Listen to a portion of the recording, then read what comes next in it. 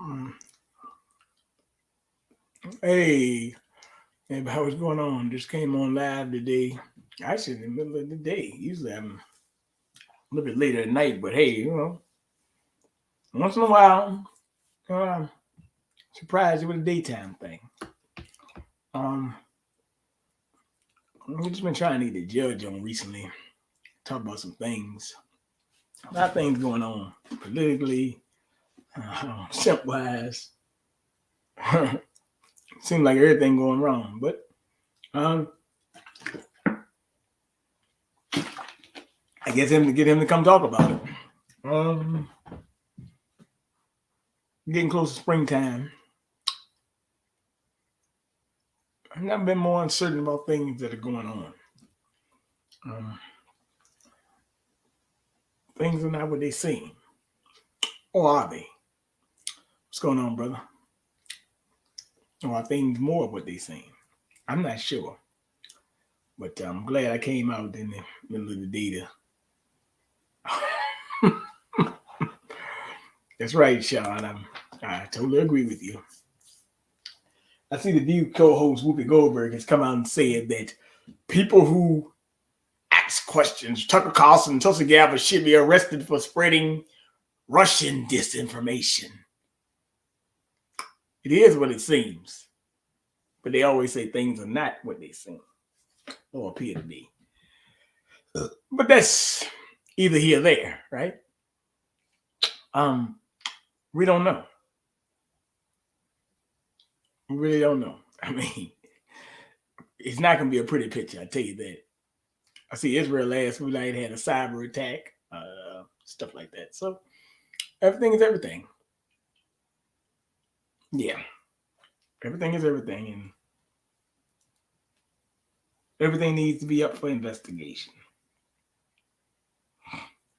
So with that being said, hey man, but the leftists, um, they're hell bent on having their way right now, and that's just the way it goes.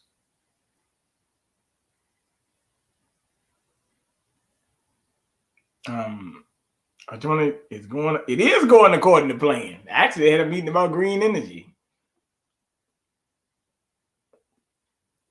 But I'm just saying, hey man, if it's going according to plan, what can be done then? Is anything done? Is all hope lost? Or is what's going on, man? I'm just trying to figure it out here. Somebody should tell me something, right? Um, Somebody should tell me something because we got a lot more issues to worry about. Just trying to get the judge on, stuff like that. How you doing, sir? There he is. Yeah. Yeah. Hey, how you doing, sir? All right, young man. I'm doing fine. Let me get everything propped up here so I can be seen. Yeah. Should be all right. Okay. All right? There we go. Yeah, I ain't gonna hold you up too long today. I'm okay. All right. I ain't gonna hold you up too What are long we going to today. talk about? Well, we got to talk about something that Whoopi Goldberg just said that Tulsi Gabbard and Tucker Carlson should be arrested for spreading Russian disinformation. And these leftists are getting very, very upset. We got a lot of things to talk about, but I just want to say that, you got a lot of things going on where the DHS is talking about extremism, and you question election. If you question anything that they don't agree with, they want to say you're an extremist. But wouldn't that be extreme what you're doing then versus what we're doing? It's totally unconstitutional. It violates the principles upon which the country is founded. One of the most important things that everybody that drafted this scheme, which irrespective of people's personal opinions about it, which basically flow from lack of understanding of the rules of the game and being fit to play it, it is probably one of the best instruments that's ever been conceived when it comes to governance. It sets forth guiding principles. Now, the first thing they came up with in the Bill of Rights that was adopted, ratified in 1791 after the Constitution was ratified 3 years earlier in 1789.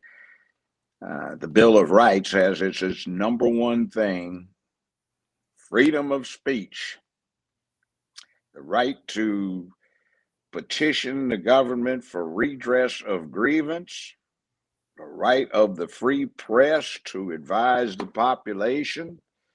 It was not concerned with protecting some little delicate son of a bitch's feelings.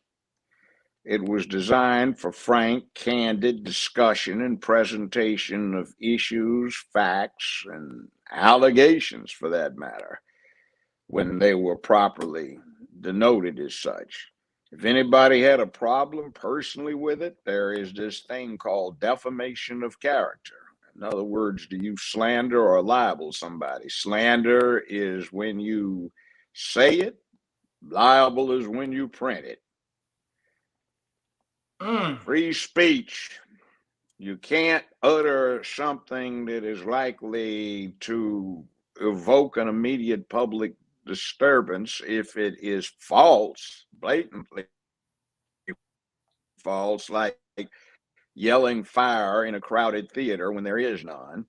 There is removal of some of the protections if you utter what's known as fighting words, and that's under the articulation. I think the best of it is a 1962 Sixth Circuit Court of Appeals case coming out of the area I'm in. It's called the Original Fayette County Welfare League, which is there is no allowable sanction on free speech unless perhaps it is something that is likely to promote an immediate physical combat. That's known as fighting words. In other words, if you say something that's likely to cause someone to immediately throw down and get into a battle, well, you're on your own. But other than that, there is no sanction that's been imposed on free speech in this country's entire history, except perhaps during time of war. And this isn't a time of war, at least there's none such declared. Now, I do recall from my youth, first time I really had to deal with it was when I was 16 and I got a work permit from school to go work in a department store. And it had on there a form: are you now, have you ever been a member of the Communist Party or any of the following enumerated organizations? And then at the end, are you associated with, family members with, etc., anyone who has? And that's supposed to, that was a bit wild too. But aren't they acting like the Communist Party in free speech? What are they doing? I mean, what's up with these lefties? Yeah, that was wild, and the justification was the Cold War. But you see, 200 years before that, or 180 at the time, they had a thing about the Aliens and Sedition Act that Congress had passed that got declared unconstitutional way back at the beginning of the 19th century. So there is a long history of saying you cannot suppress free speech. And since this deals with redress of grievance, it deals with discussion of crucial issues, to wit, elections, foreign policy, domestic policy, and other things. And as a matter of fact, would suggest that the third most common topic in the press over the last 240 years when it comes to political matters has been challenging the veracity, legitimacy, or fairness, or lack of wrongdoing or in elections. So this looks like something out of the early 1930s in Deutschland, meaning Germany. And that was something that was come up with by the National Socialist Workers' Party of Germany. And their acronym is Nazi. Now, I did have a professor who was a professor emeritus from the University of Moscow back in the 60s. She was visiting. She had formerly been the senior woman on the Soviet Politburo. She had been Nikita Khrushchev's deputy chief, a commissar when he was the chief commissar at the Stalingrad siege. She answered to two people prior to that, Joe Stalin and Beria, who was chief of the secret police, and then he became premier after Stalin over the Soviet Union. And as an interesting thing, her position with the KGB when it started was chief of propaganda.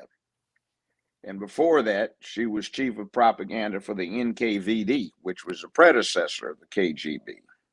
She had kind of a notoriety for encouraging the Kameraden who had lapses in courage and bravery by being the woman with the Tokarev that put it to the back of somebody's head and pulled the trigger to provide inspiration to others not to yield to their panic. She's a bad woman. But she used to tell me, as her teaching assistant, that America was in danger of becoming as fascist as Italy or Germany, not from the goose-stepping, Sieg-heiling right-wing type, but from the far left who would, with an honest feeling that they were doing you a favor by protecting you from yourself, impose probably some of the most draconian measures of fascism that could be imagined, and we're looking at it right now. You see, speech is being restricted when it makes somebody feel uncomfortable. That has never been a grounds for restriction of speech. Hell, when I was in elementary, junior, and high school, we used to amuse ourselves by doing what we called the running or running the dozens. Hey man, I don't want to say nothing, man, but when I was by last night, man, I was gonna say something, but you was asleep, man. So when me and your mama got it on, you know, like we didn't mean to make no so much noise, man, because we could hear you tossing and turning, man. Don't tell your daddy, man, he was at work. You might get upset when you get this new baby brother coming along, man. Oh man, and what you talking about, man? Talking about your mother. Man, don't nobody want your mother because she stinks so bad, man. She a fat old heifer, man. She's so big she can't even fit in a bathtub.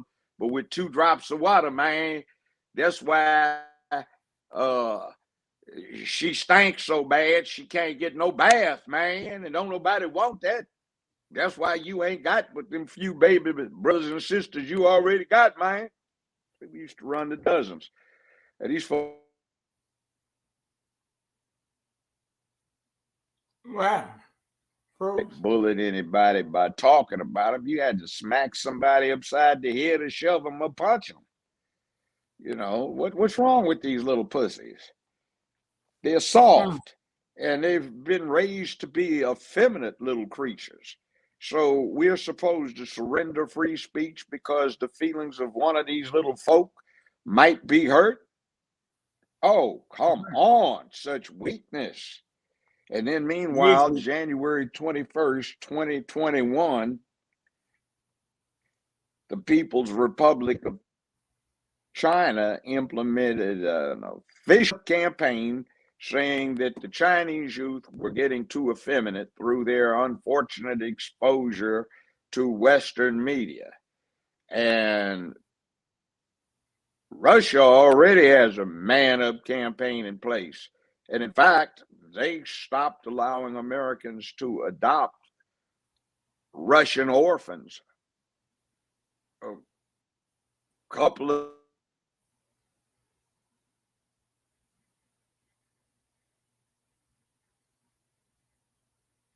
Froze again. What's going on?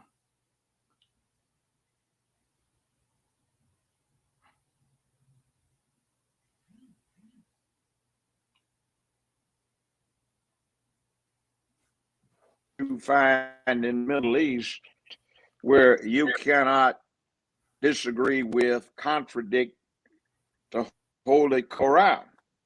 Over here, you cannot have an official religious policy. Our government is not a respecter of religion.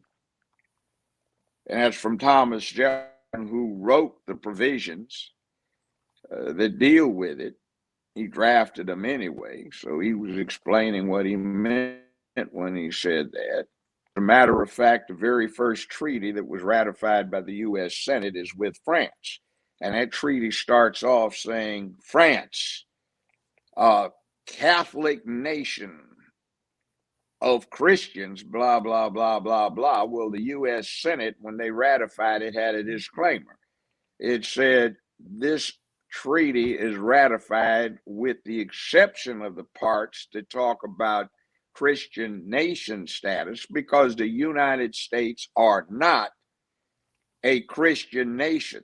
We have no respecter of religion. And that's the first official word on it that was written within a year of the adoption of the Constitution.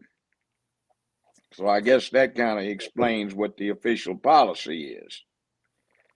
So that being the case, we have an unofficial state religion known as LGBTQ/BLM, which deals with the freakism of a certain kind of sex cult, and they're trying to make that a new religion of state, and it doesn't work. So that's the driving engine behind, we don't want anybody's feelings hurt. Oh my God, think about it. Somebody may have negative self-esteem. Well, if your self-esteem is so damn weak that that bothers you when somebody has candid speech, the hell with you. You don't need to be around any damn way. Take yourself out or go get stronger or teach them to be stronger. And then there's this other thing too. What about the rest of us who get this freak mess crammed down our throat? We're not supposed to be able to speak about it. Let's take where I live in Shelby County. We've got an election coming up here this summer, 2022. Back within the first 5 years of this century, the Justice Department under George Walker Bush, then again under Barack Obama, and then again under Donald Trump, came in and investigated the election process in Memphis/Shelby County, Tennessee, and they noted that we had some election machines made by Diebold that were adopted in this county in 2000 that were so badly hacked that there was no way that this county could conduct a fair election. In 2008, the situation was so bad that the federal government put up the money to replace every one of these damn machines. They have issued report after report that the elections are hacked. Now, the Republican Party put them in place, but now the Democrats are sustaining them. And all it takes is a majority resolution by the county commission to replace those machines. But nowadays, every time it comes up for the simple majority resolution, at least 3 black county commissioners, 3 black Democratic county commissioners vote against it, and they change because they're term limited. So we've got black Democrats now sustaining a process and devices that are corruptible. And California used to use them. Hawaii used to use them. They dumped every one of them in the Pacific Ocean so nobody could buy them. Ohio had them. They dumped them in a lake. And there's only one county left in the United States of America that still uses those machines. And this is the 14th largest urban complex in the United States. And they used the same machines for the 2020 election cycle. So damn, if they've been found to have been corrupted in every election since 2000, then you're trying to tell me that all of a sudden the people that were corrupting the process decided not to a year and a half ago for this last election cycle. And the findings of 3 separate Democrat and Republican departments of justice are in error. And I've seen it myself. All it takes is a cell phone and the methodology that's revealed online, the encryption code, which I publish every now and then, so they can't say it's not out there.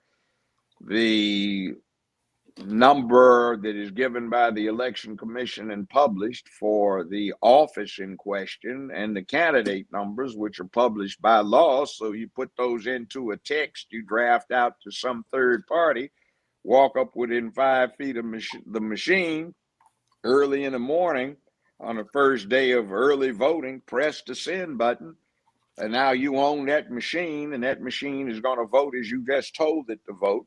In 10 minutes, you own every machine in the precinct, and in 45 minutes to an hour, you own every machine in the system, and you control those offices that you chose to control.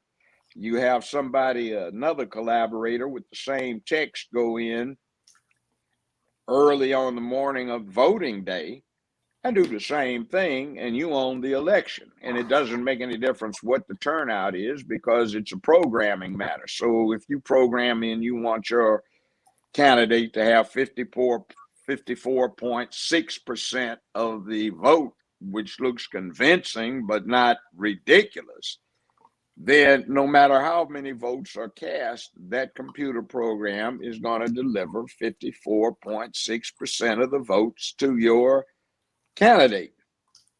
And that's been the finding over the last 18, 19 years. So you mean to tell me that this set of machines, all of a sudden, Jesus came down and placed his hand on top of the main one and said it would be fair? Judge, hold tight for a minute. You know what? That's exactly right. Because if you remember Biden said October 24th, 2020, you guys did it for me, for us. You did it for Obama and I. And we have created the greatest voter fraud system in the history of American politics. That's exactly what he said at his own mouth. That wasn't me talking. That was him. Yeah, but his head is Homeland Security. What's his name? Mikovich or whatever it is? Yeah, Blinken.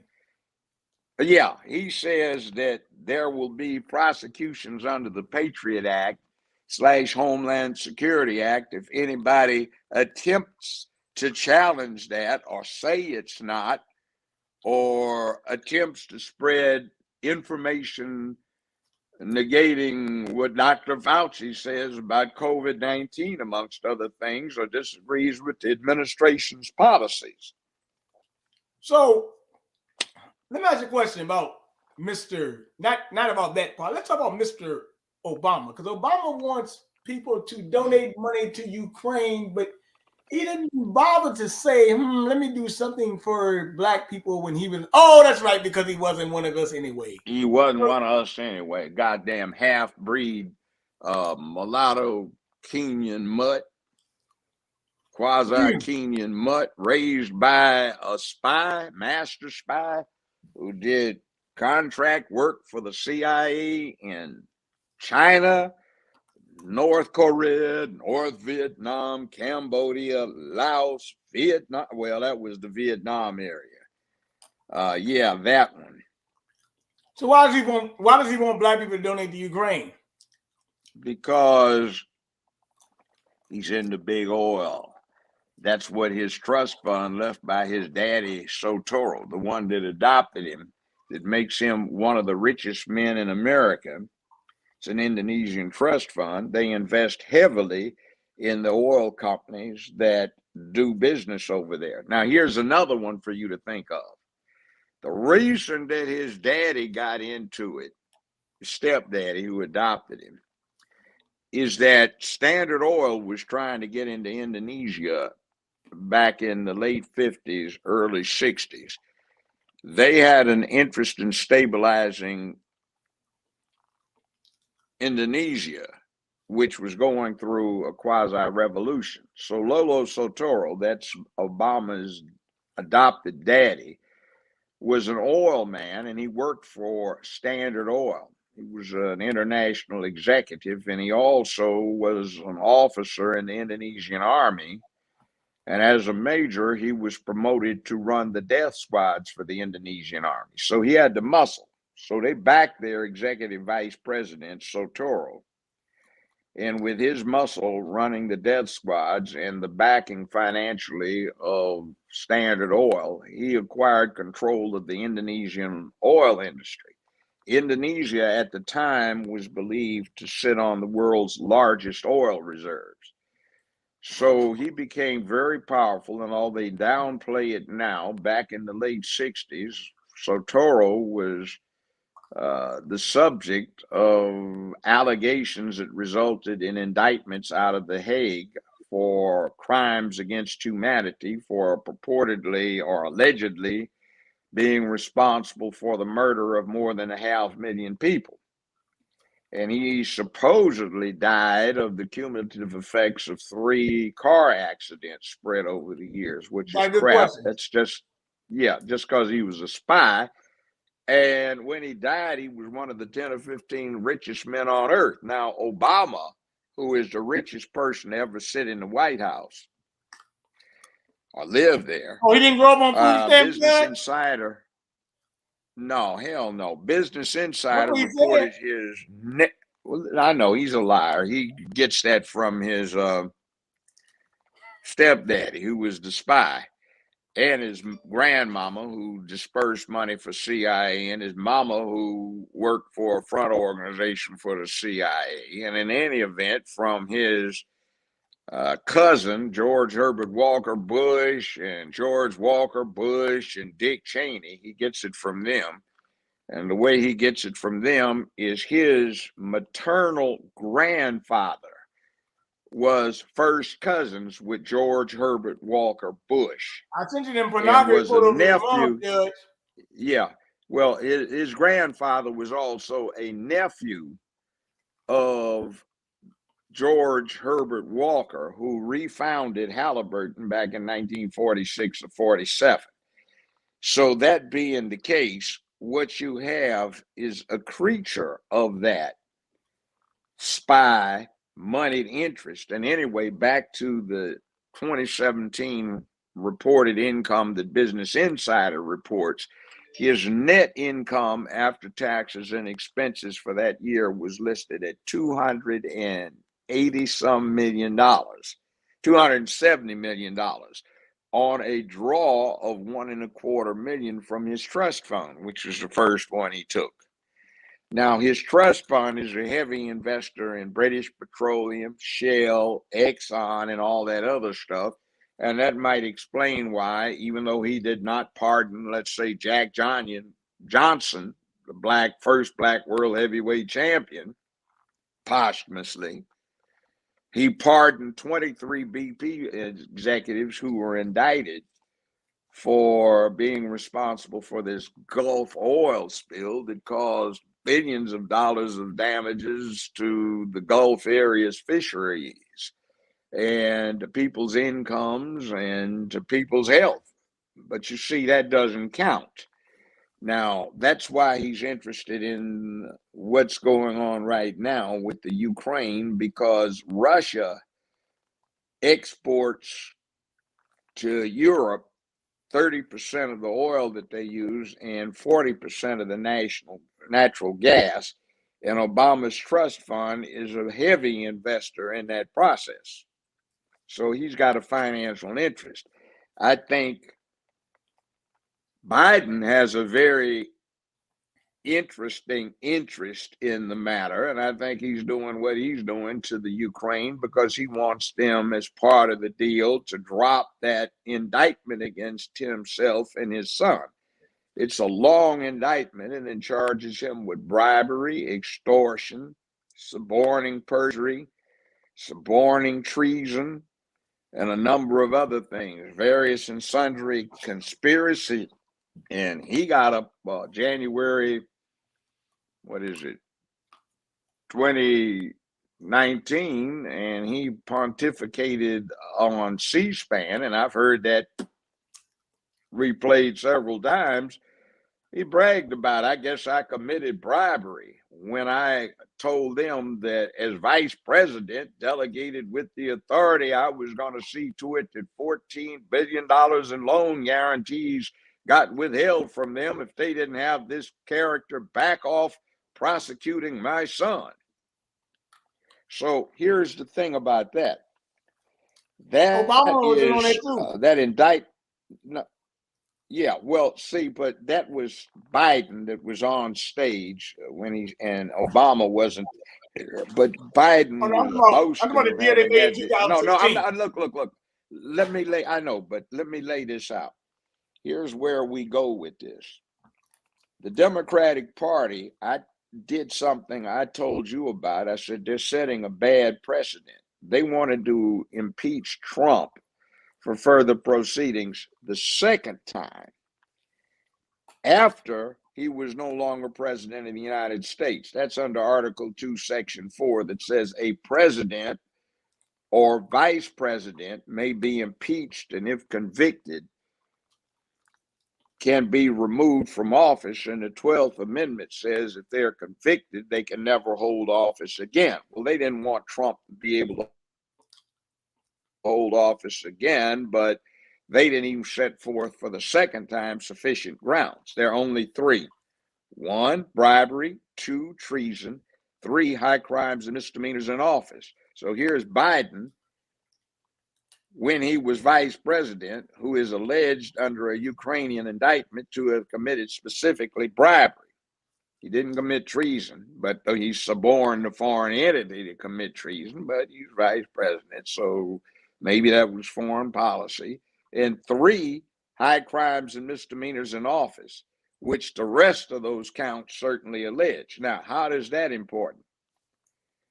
Latter part of the Constitution says the supreme law of the land shall consist of this Constitution. 1, 2, such laws passed by Congress to effectuate the Constitution. And 3, such treaties as have been ratified by the Senate. And one of the ratified treaties we have with the Ukraine is to assist in apprehension, detection, prosecution, and extradition of criminal elements responsible for criminal activity in either the United States or the Ukraine. It's a mutual and reciprocal treaty.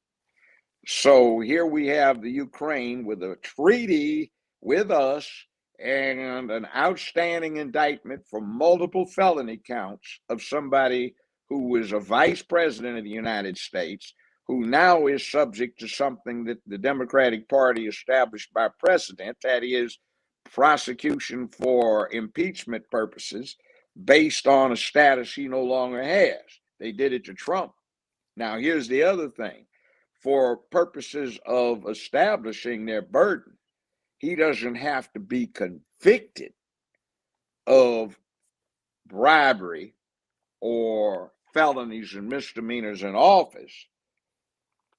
Since the proceeding is civil in nature, the standard is not beyond a reasonable doubt, but to a standard of civil nature, which is by the preponderance of the evidence, or more likely than not.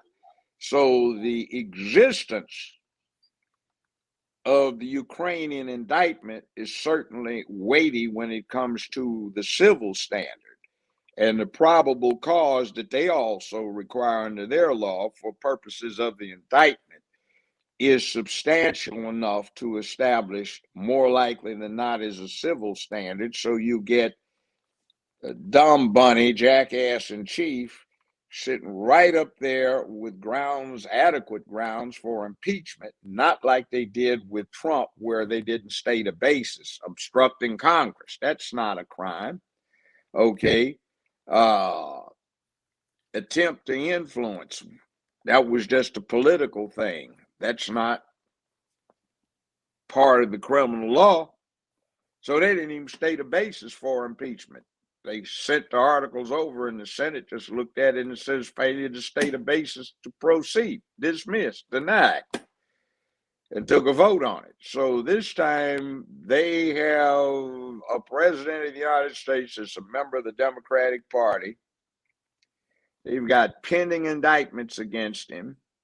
They've got a treaty that exists between the United States and the Ukraine, and their ratings are so low, meaning Biden's and Kamala Harris, that every time in American history when the ratings of the president have been lost this low, invariably, always, and without exception, the party of the president has lost any majority that it may have in either chamber of Congress, which in this case, they've got a majority in the House, so that means they'll lose it. And they don't even have the majority in the Senate. It's 48 Democrats, 50 Republicans, and 2 independents that caucus with the Democrats. They would lose the majority, so what's likely to happen is the majority Democratic no longer, but majority Republican House might indeed have adequate grounds to impeach Joe Biden, and returning the articles to a Republican-dominated U.S. Senate, we may actually see the first president of the United States convicted of the articles of impeachment, which are the worst because even Tricky Dick Nixon, who resigned, did not have a pending indictment against him that was backed up by a treaty relationship with the country that entered into the indictments or produced the indictments. So you had Jerry Ford, who had been Speaker of House Minority Leader, who by operation of the 25th Amendment, well, not 25th, but the 22nd Amendment, became vice president after Spiro Agnew was forced to resign because he was indicted in Maryland and in various federal jurisdictions. And he, in fact, was convicted and served time in Maryland and in the federal system. And Jerry Ford agreed to pardon Nixon. So when Nixon resigned, Jerry Ford became president and pardoned Nixon before he was indicted. But in this case, we already have pending indictments. And if they get after Biden, I don't think he can pardon himself. And there's a big question with Kamala Harris, because by the time they get through resolving the indictments, it will no longer be a Biden Imhoff, Mrs. Imhoff administration. That's Harris / Imhoff. That's her maiden name, Harris, and her married name is Imhoff. Well, let me ask you a question, it will be likely a Republican president in there who will sign off on this stuff and won't pardon anybody's ass. And we'll see Joe Biden and Hunter Biden. Well, I got a question to ask here about Miss. Be careful what you ask for, you just might get it. That's an old Chinese proverb. Well, that's an old general proverb amongst humanity, and that's what they ran afoul of. So last week we had the trial of Justice Smollett. And as a matter of fact, they passed the anti-lynch bill last week too. But Justice Smollett said, "I'm not suicidal." That was a farce. That was the same one. Essentially, it's a gay rights bill, misstyled or captioned is the Emmett Till anti-lynch bill. And the way it developed was when Jesse Smollett first came up with that farce about that noose around his neck. Kamala Harris, who is his aunt by marriage, and Cory Booker pulled Conyers' bill off of the table where it had been since 1997 and styled it the anti-lynch bill. And then it didn't make it again. So now essentially that bill has been restyled the Emmett Till anti-lynch bill, and it passes. Now, the thing about it is Emmett Till was a brave young 14-year-old boy acting like a man. And when those clowns that lynched him or murdered him were interviewed after their acquittal by Look magazine, and I read it when it first hit the stands. Hell, my parents subscribed to Look, and I read it. And they were talking about how arrogant the young man was, and he cussed them out and told them what they could do with themselves, even while they were getting ready to kill him, and he showed no fear. So they want to fix that. So here's a brave young 14-year-old that showed no fear in the face of death when nobody could hear or see him but his soon-to-be murderers, who recounted it for the record because they thought it was horrible that a Negro would talk like that. Here we have this punk-ass Jesse Smollett trying to go for bad and coming up They with say this he's fake reminding thing. him of Till.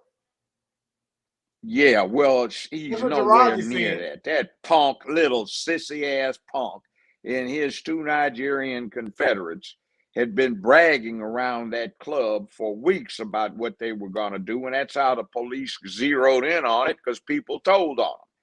Now, if you listen to the judge's summation of evidence, and hell, what, you know, I interviewed some of the Chicago cops, if I'm not mistaken, and they were indicating that there was surveillance camera material from the Halloween season where Jesse and his two Nigerian Confederates were on there buying that noose at a costume shop.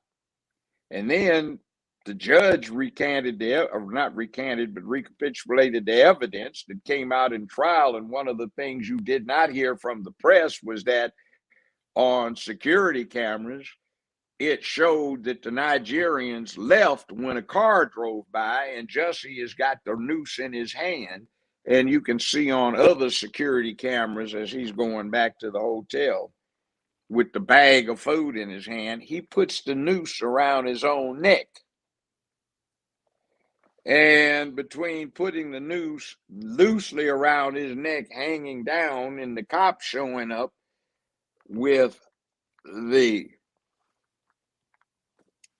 chest camera, he's tightened it up around his neck. Punk ass fake. And why did he do it? He was trying to be an LGBTQ sex cult hero. And he was trying to help out his auntie by marriage, Kamala Harris, and her Confederate Booker to commit fraud upon the American public by having the anti-lynch label attached to John Conyers' bogus pro-gay bill from 1997. Now, if they can pass it, fine, but they did not need to put that brave boy's name on that bill, Emmett Till, dealing with that punk-ass fake Juicy Jesse. And also, they need to turn Kim Foxx's lying ass out of that office of a state's attorney, which is the same as an attorney general. She said it was bad It justice. certainly was. It wasn't it was a miscarriage of justice what she did. There were 18 serious felony counts against him. She had recused herself because she was regularly meeting with his parents to curry favor and his extended family.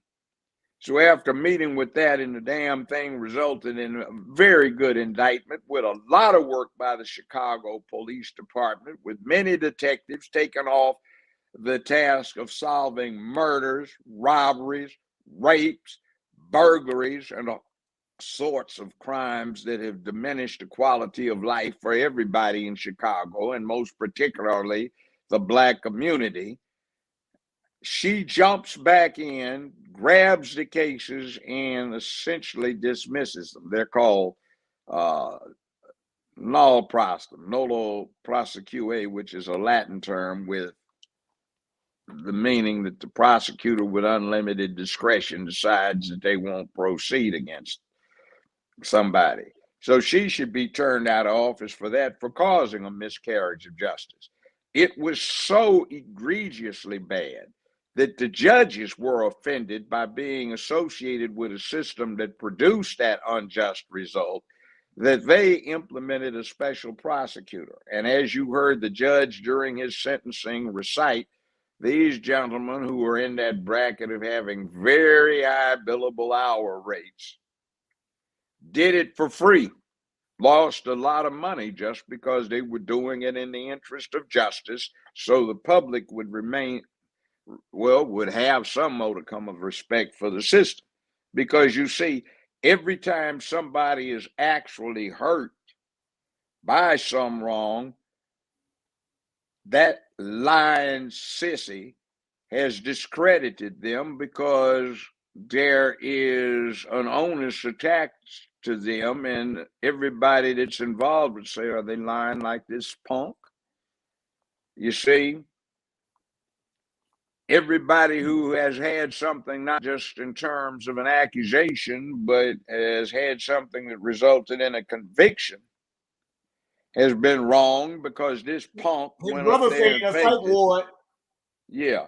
Now, the other point is, I thought the judge did an excellent breakdown in sentencing, except one thing that was conspicuously lacking. He did not talk about the deterrent value of a stiff sentence, because some other asshole is likely to do the same thing this punk Juicy did and get out there and say, oh, they just patted Juicy on his wrist and rubbed lotion in so he didn't get any discoloration on his precious skin. I think I'll do it too and become a hero, but I'll lie better. See, the law sometimes has a deterrent factor. Okay, we kicked this dude's ass real good. You want to take a chance that your ass will be kicked like this?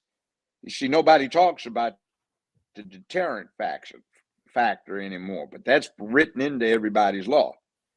In other words, if the person did something sufficiently bad and is of the position where so many people notice, what are you going to do to make an example of him so nobody else thinks about doing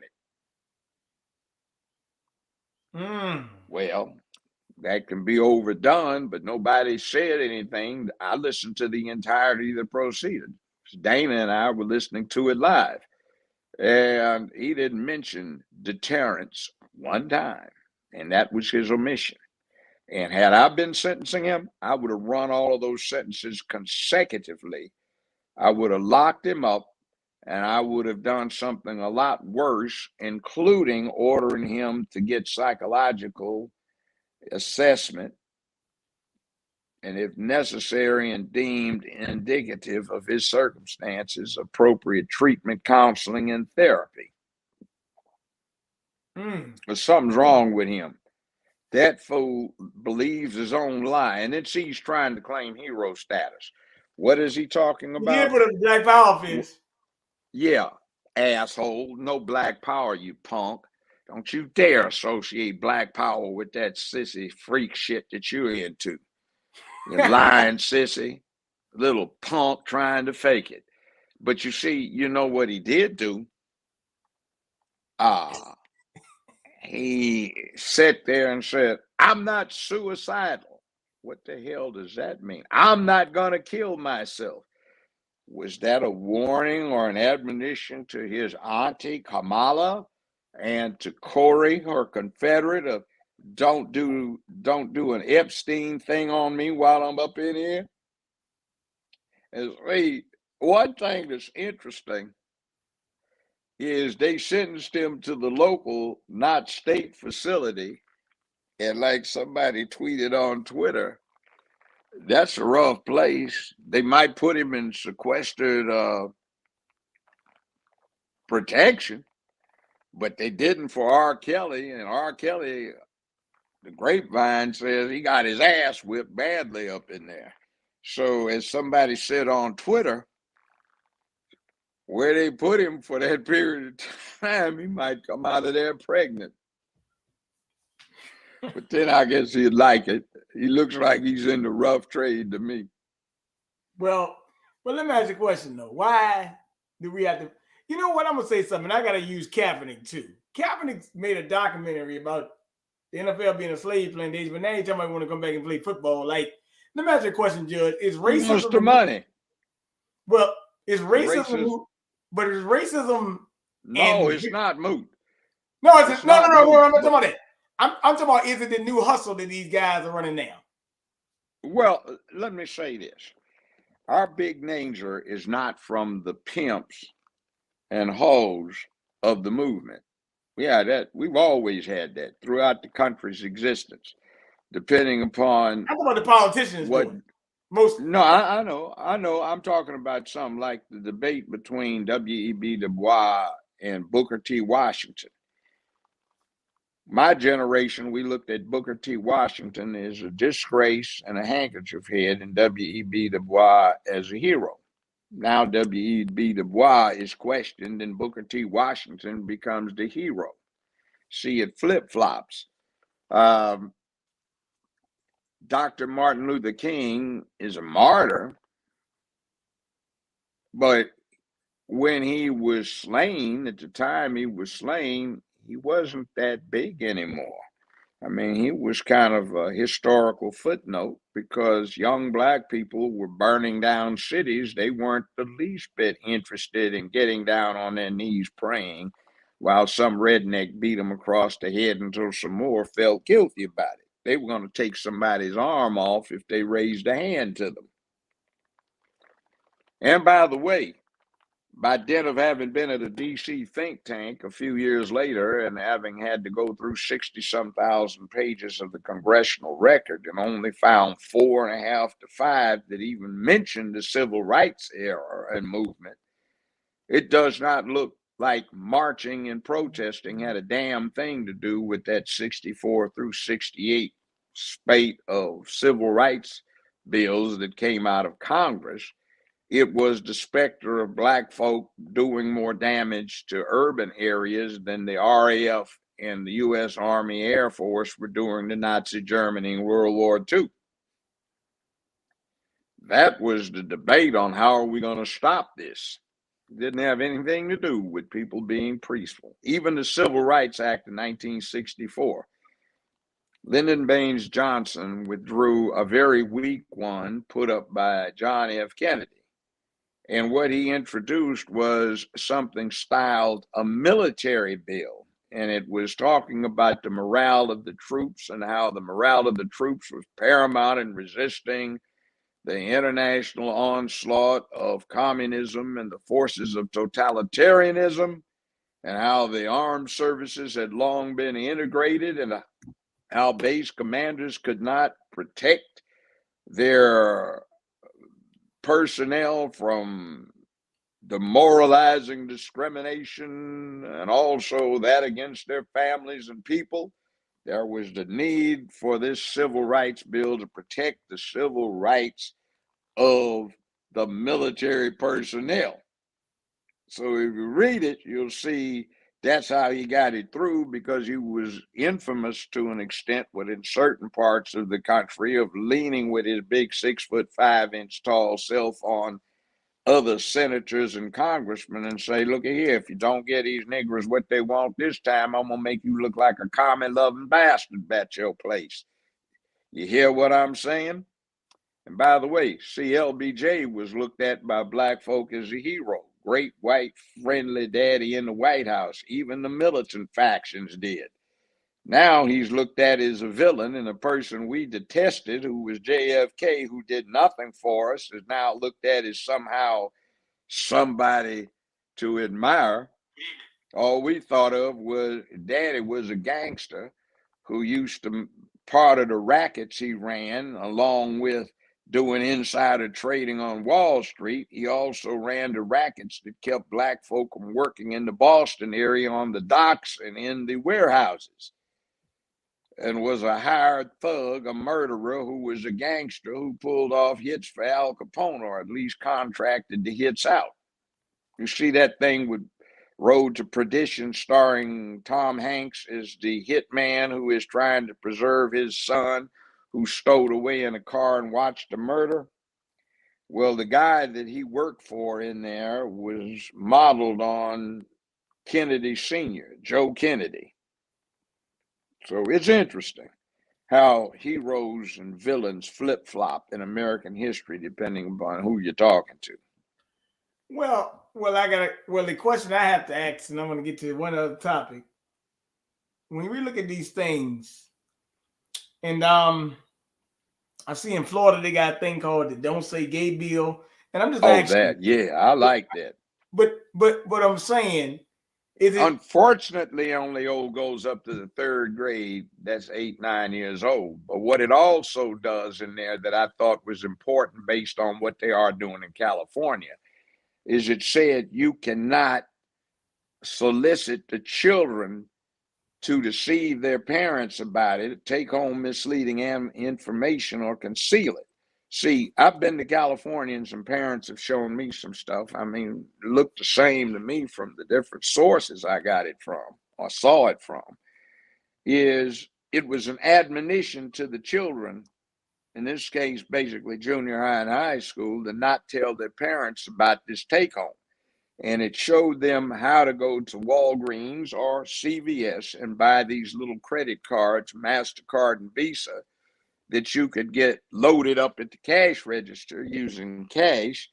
So you could go online to these adult toy sites that they put in the handout and go order such little toys, like one little recommended toy set, which were butt plugs in graduated sizes. So they apparently, these nascent sweet boys could open their anuses up so they would be able to accommodate the first penis they got stuck in there without too much pain. And if you couldn't do that, how to use various sizes of cucumbers, and they had diagrams so the kids could match it in the produce department, and some other things with squash, for example, and how if you didn't think you could get away with KY jelly or something in your house, how you could use hair conditioning. And it was saying this to the parents. So this is this whole thing about we don't want, you to be poisoning our kids. Now, what is this all about with these trannies reading to preschool children in public libraries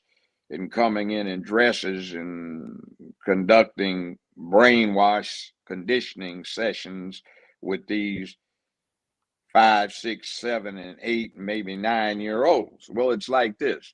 The things you cannot discriminate against somebody for under a current American law are race, color, national origin, sex, age, medical condition, and religion. Every one of them except religion is a circumstance of accident, your physical condition, your origins. You can't do anything about it. Now, religion is the one that is by choice, but not really by choice, because mothers take their infants still in diapers to church, synagogue, and mosque.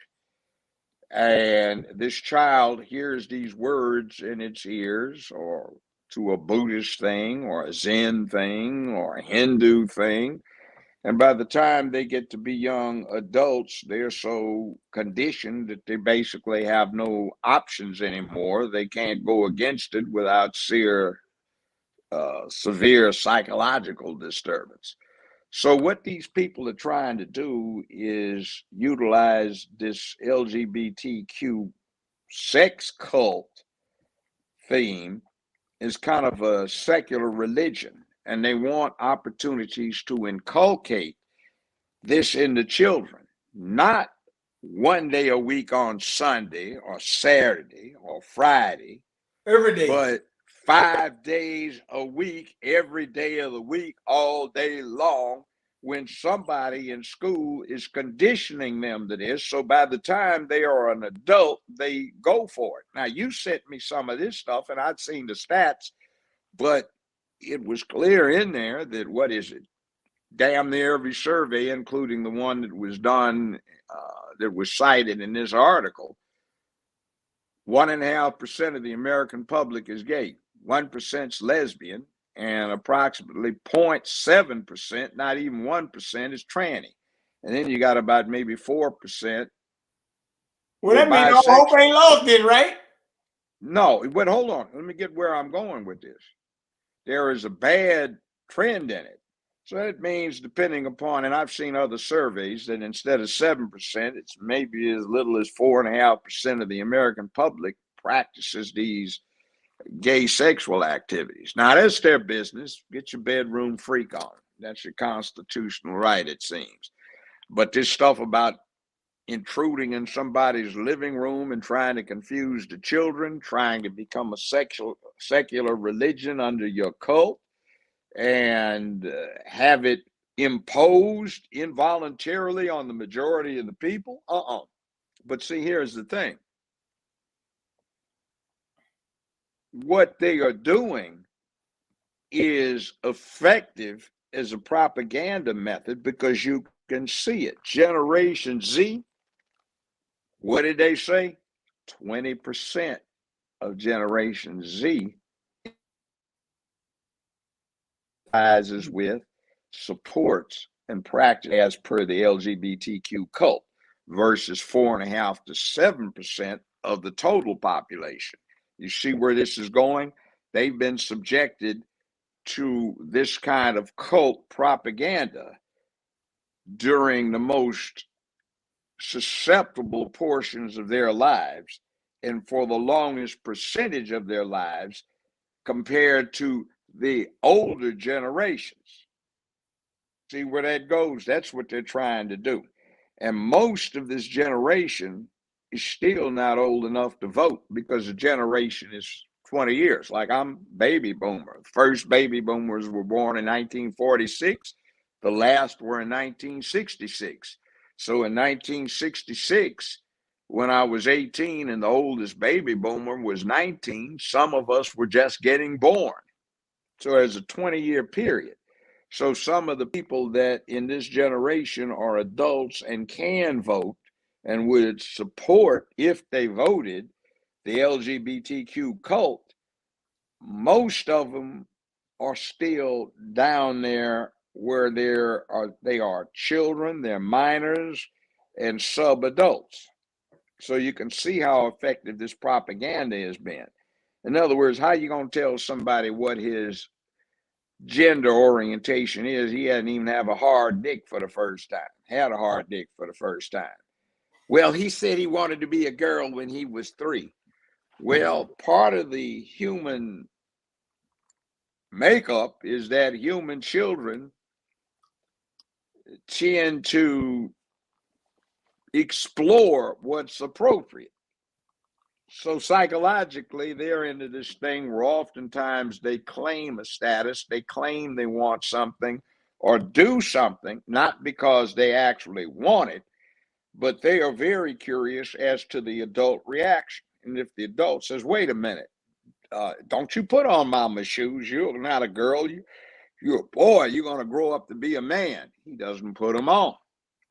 If you say, act like a man, son, or men don't do this, he doesn't do it. But if you say, okay, you want to be this? All right, mommy's going to fix it up for you.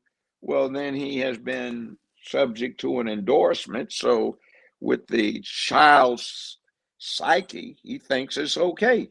And see, the other bad problem is human children are most responsive to the mother until they get 7.5, going on 8 years old, when they become very receptive to the masculine input. But we don't have any masculine input in too many homes these days, or enough homes.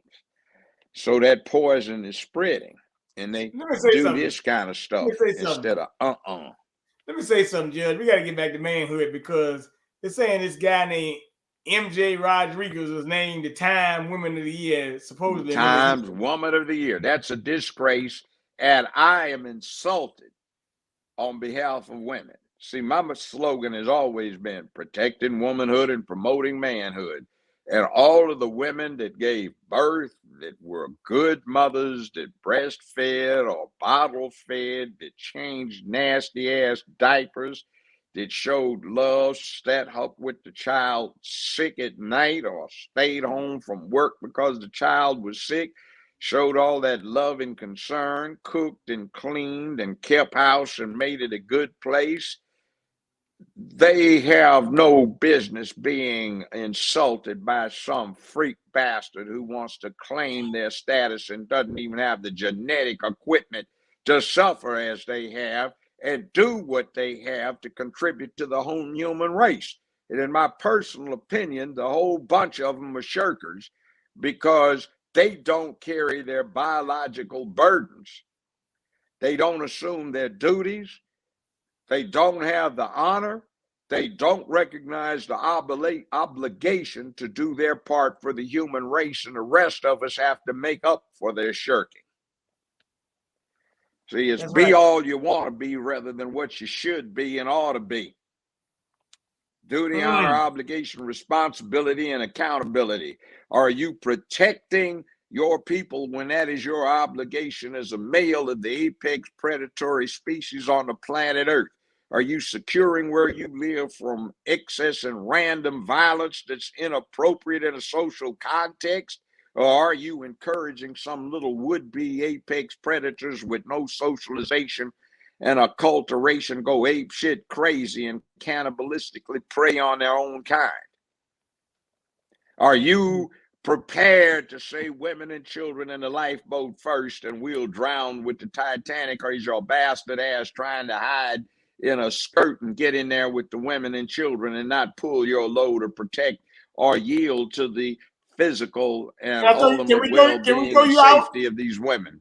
Can we throw you out since we don't know what you are? I'd put them in on the other side of the boat if there were any sharks, but the Titanic sank in icy water where there didn't appear to be too many. So maybe in the tropics. Well, it is a damn shame. First Afro-Latino trans woman to win Women of the Year. Some crazy man. That's ridiculous. They did that for Time Magazine Woman of the Year with Bruce Jenner. Oh, and they wanted to get on you about some kind of actionability, and Twitter said if you what is it, dead names one of these idiots and called him Bruce instead of Caitlyn, then you would be forever banned on Twitter. And hell, the fool came back 6 weeks after that and said he was considering being Bruce again. I think what happened is that gold digging madam that was his wife, Madam Kardashian, wanted him to convert for some special activity on the third floor in the brothel. I got one other question to ask you here, because I know you say you had to do some things. Now I got to get back out in the sun and do some other things. You got to do another workout. But look, I want to bring this to you. You know, last week they were talking about a thing in Texas about a teacher or something getting hurt or attacked in a private school. And one of the people that came up to talk about gangsters that she was with that never did anything like this, she hung with gangsters, they ain't put their hands on the teachers, was Cardi B acting like the boss of morality. How in the hell can Cardi B, somebody who practices social decadence and degeneracy, come out and speak this? In the late 70s and early 80s in Memphis, Tennessee, I handled a whole lot of pimps and hoes. And I know their character well. They paid their bills most of the time, kept the rent paid, got the bills paid. But one of the lowest creatures in hell is a street walking hoe, especially the ones that like to rationalize what they were doing by taking their pimps upon whom, hold on, I ain't finished with giving a description for that hoe. That self-described, self-admitted, not call girl hoe, but a low-down, street-walking, dirty, filthy hoe who drugged her tricks so she could rob them for her low-down, filthy pimp. She can't say shit to anybody that's worth listening to.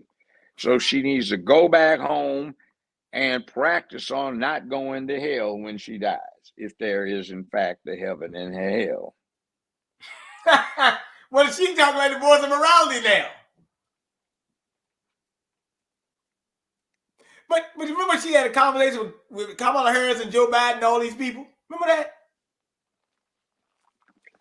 I tried to ignore it because since I represented so many of them, I mean, there were the occasional ones that got trapped, but she was an avid practitioner of the slut art. So, and I guess she looked pretty. I guess she was a big money maker. She was one of those that my pimps would have for their bottom hoes. All I'm saying, Judge, is where is the accountability? Like I There said, is none. See, that's for my point. 55 years, they have been advocating do your thing, do what you want to do, be all you can be, not all you should be. Even the U.S. Army got that one wrong. And by the way, I addressed the Corps of Engineers out in LA, a gathering, a conference they had, and I got a standing ovation when I pointed it out. I said, your slogan is wrong. It shouldn't be all you can be. They went like, huh? I said, because you can be a goddamn fool. It ought to be all you should be. And they stood up cheering, you know. Hey, now let me say this. I got one thing to say. Because, like I said, I'm in the personal training and nutrition and stuff. So listen, the thing I was talking to a lady, you know, when I talk, this is a conversation I had all the time. And if you say something, hey, look, 66% or 70, whatever it is, of your community is obese, or 75% of your community is being raised by women. You look like the bad thing. No. Where's the accountability for you not taking care of yourself? Where is the accountability for all these men, these wimp men, these simps that we got to deal with every day? They get hurt by the feelings. Now you got men making more emotional than women. What the hell is going on? Well, hold on. There's a totally another consideration that nobody thinks about. Remember these commercials? Every minute there is an animal that is in danger of harm from some horrible owner. And you should send $19.95 every month to the American Society for the Prevention of Cruelty to Animals. And so many people disrespect wildlife.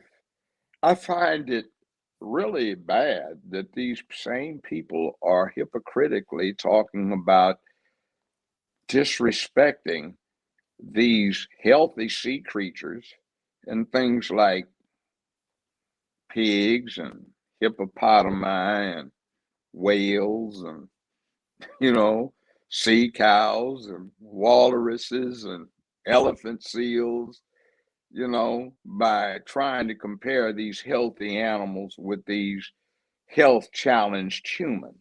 That just seems like that's so unfair to the wildlife. Well,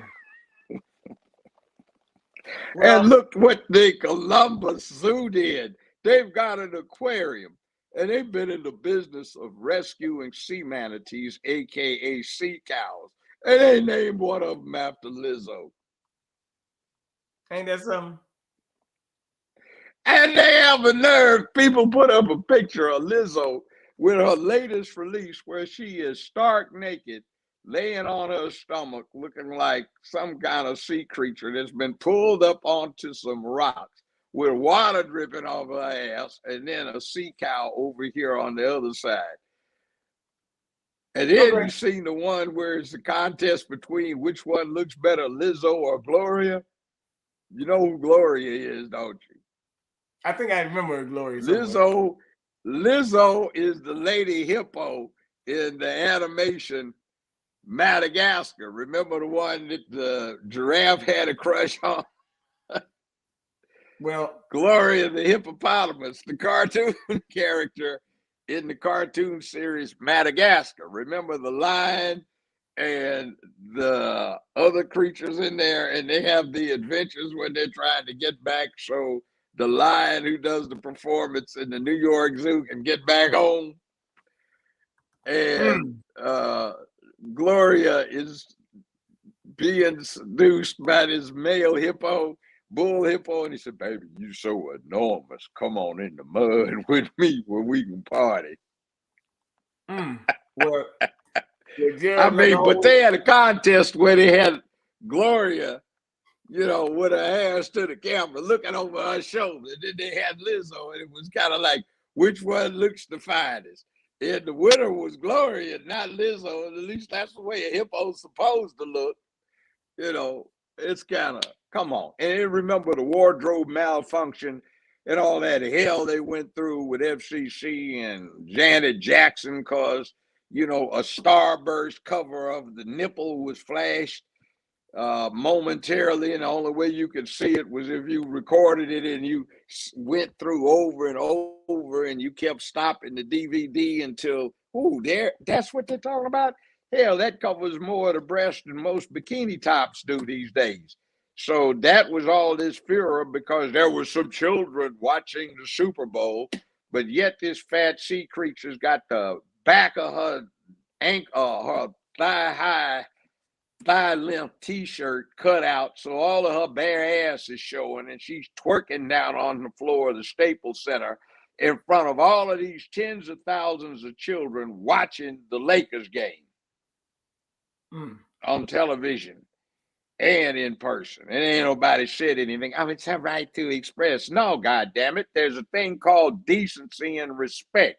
We don't need to have anything like that pushed on the children. well, let me say something. It is the duty, hold on a second. It is the duty of healthy men and women to denounce and castigate the shirker and the harlot.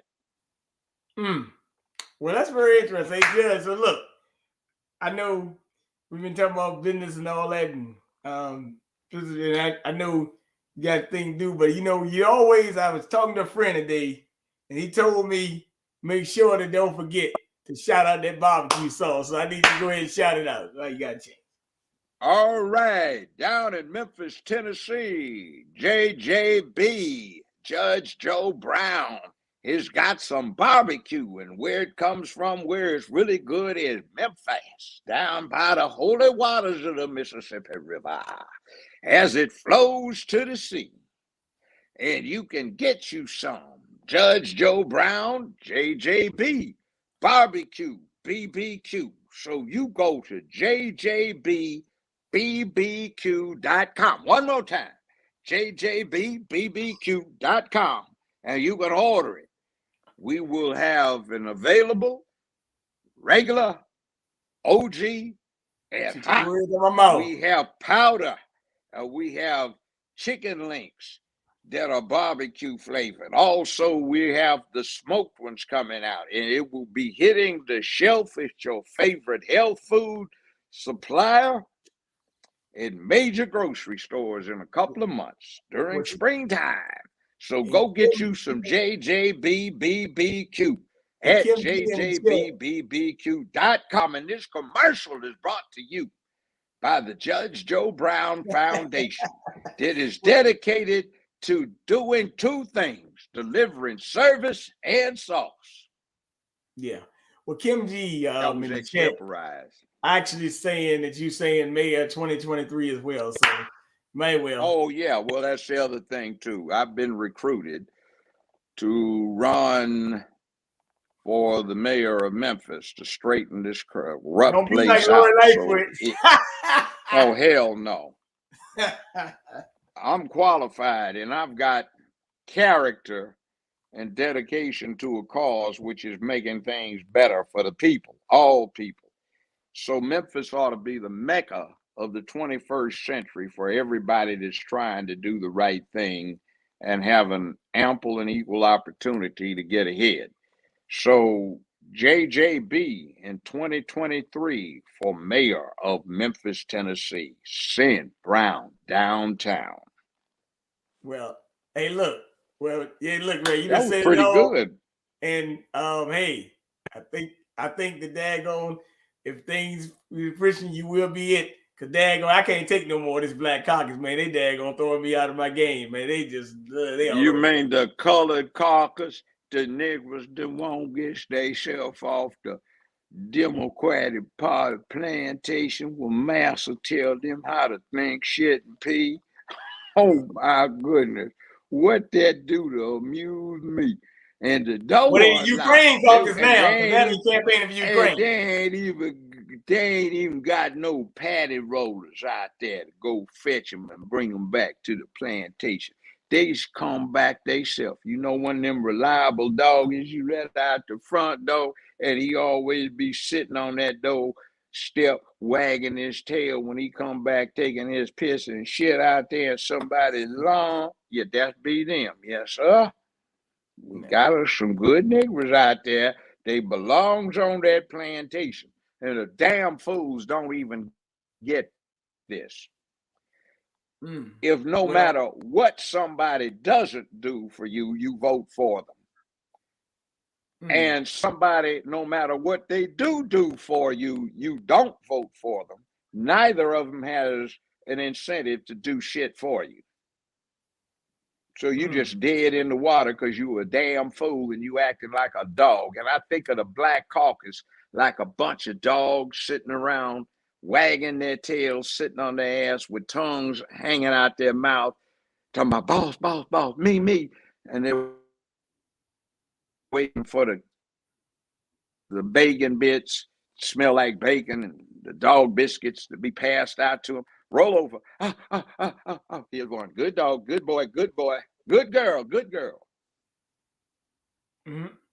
Yeah, well, with that being said, Judge, hey, look, I hope you have a great For time. $19.95 a month, you can keep an animal from being abused. An animal who has never known love, who may be wormed, fed, or walked, or shown to scratch behind one the thing, ears. Judge. One thing before I forget. I forgot those animal. Well, not just the women from the BLM crowd. They say you can also donate to them to help them fight disinformation. So, oh, I know. The main thing you can do is you can not donate for them to fight disinformation. You can expose their disinformation. We did it when we showed those lying dogs. Oh, excuse me. The term for a female dog is bitch, isn't it? Yeah. But then again, some of my best friends in life have been some dogs that were part of my family and I loved, and I think that would be an insult to them to compare their ladies to this bunch. They are some con artists, some creeps who are pimping the sentiments and efforts of Black folk for their masters and mistresses, or mistresses, I guess, the LGBTQ cult. And by the way, there's some gay folk that detest LGBTQ. And one of them that worked for me said this. It's been a long time ago. And he worked in the studio. And he said, you know, everybody gay doesn't support LGBT. He said, LGBT is a cult. And to assume that everybody gay supports LGBTQ is like saying everybody that's a Christian supported Branch Davidian or Jim Jones, or that everybody that's Black is a Baptist. Shit, they got us drinking the Kool-Aid, some of us. Yeah, I know. Well, that's what the point is. You don't want to drink the Kool-Aid. And there's all kinds of ways now with mass media, social media to get folk to drink the Kool-Aid. And it's called pimping, simping. You get people hustling for a con game that you run on them because you take a myth that you establish to appeal to their flattened self-esteem, lack of self-respect, and self-hate, and you try to give them a modicum of self-respect so you create a myth for them that they can embrace if they give you something. A classic example, by the way, is Cum Queen Kamala Harris Imhoff trying to get into the White House. And her anthropological definition is Indo-Aryan, I-N-D-O hyphen Aryan. And see, a loud told long enough and loud enough will be believed by most anybody, including the liar. And see, the Nazis, the Aryan Brotherhood, Aryan Nation, etc., they believe the lie, which is that Aryans were from the far north, blonde haired and blue eyed. Aryans are from Asia. the Near Eastern part of Asia, known as India. They tend to be Hindu in religion. They tend to be of the Brahmin caste of the Hindu religion. And Kamala Harris looks like the archetype, which is dark to swarthy. Her mama's dark, her daddy's swarthy, she's swarthy, with coarse dark hair and dark eyes. That is what you're looking at, is an Aryan. And dumbass colored folk think she's a black woman. And dumbass rednecks think that Aryans look like the model of what they wish they looked like. So you see, when you tell these lies long and loudly, you get a lot of people believing them, including the victims of the con game. And there are a lot of people out here with a con game that depends upon mass ignorance. See, one of the worst things, by the way, last point I want to make before I get out of here. Black folk are just as smart as anybody else. But if we have ideation where if you're smart and show it, something's wrong with you. If you read and do independent research, something's wrong with you. That there are no black scientists to come up with endorsement of these scientific methods and research and analysis and mathematical calculations, engineering, technology, etc., then you're doing your people a disservice, because a lot of us can't play basketball worth a damn. Some of us can play football, baseball. Some of us can get into books, and some of us can manipulate science as well as any and understand it. So you do yourself a disfavor when you have this mythology that if you've got a daddy at home, you're somehow white, not black. If you can think independently, you're not black. If you're educated, you're not black. If you're wise, you're not black. If you're experienced in a Renaissance fashion, you're not black. If you're some kind of erudite person who doesn't just call himself that, but who actually has a understanding of many issues and is interested in a lot of things, somehow you're not black. See, those are just some damn fool ignoramuses that need to be suppressed.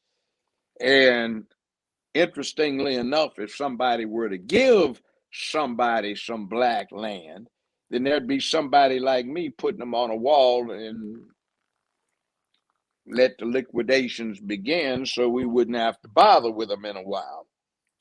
I got one more question. Could healthily develop their own ability. I'm going to ask you one question. One question. About this thing with this Brittany Griner thing over there in Russia, you know, this hemp oil, hash or whatever, and they're saying that Russia is opposed to LGBTQ and they got her trapped over there, but then they're saying that women don't get paid. Oh, look, give me a break. You'd be a goddamn fool traveling through an American airport with cannabis oil in your luggage. Like the dogs aren't going to sniff that shit out. And you're over there in Russia where they don't play that shit, and you decide you're going to arrogantly travel with a vial of cannabis oil in your luggage. Your ass need to be in jail for stupidity. And by the way, to those, yeah, man, we got to get into selling reefer. So you better wait until it's no longer against federal law. Well, see, illegal federal law trumps state law. So in Russia, there isn't even that thing. There is Russian law, and it's against the law to travel with any kind of cannabis extract. It is damn fool with notoriety of being on television, being seen by large crowds, being the standout Negra from America, playing basketball in a lesbian relationship with which the average Russian finds is just sick. And you traveling through the airport with a small vial, or not a small vial. She also beat up a ounces woman of cannabis liquid. She also beat up a woman. And then and then got a warrant for your arrest. What the hell's wrong with you? Of course your ass needs to be in jail. So what are we getting upset about? Just make sure justice is done, remember? Well, And it by is. the way, Biden, how much are you trying to do about coercing a situation like we found out with George W. Bush boy, where he wanted to go in and impose the family business of Halliburton, which is also the Obama / Sotoro family business, on Iraq, where Hussein signed a contract with the French and the Russians to exploit Iraqi oil, and your family business Halliburton wanted it but got cut off. So now you 2003 invade Iraq, and after the slaughter of quite a few people over there, 2006-7, Halliburton got the right to exploit Iraqi oil without bid, and your family enterprise nets $2.3 million every 7 hours. That was 13 years ago. No telling what it is now. You know what? And at the same time that went on, Barack Obama had a RICO case going on. Ain't that something around that same time?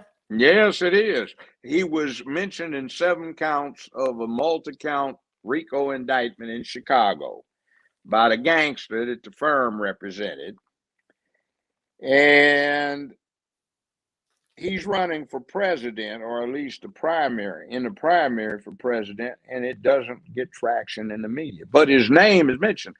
At the studio, I had them get me a copy of the indictment. I don't know where it is now, but his name's in there as an unindicted co-actor. The other thing that disturbed me is under RICO, the feds always go after every trace of the money allegedly acquired through criminal activity.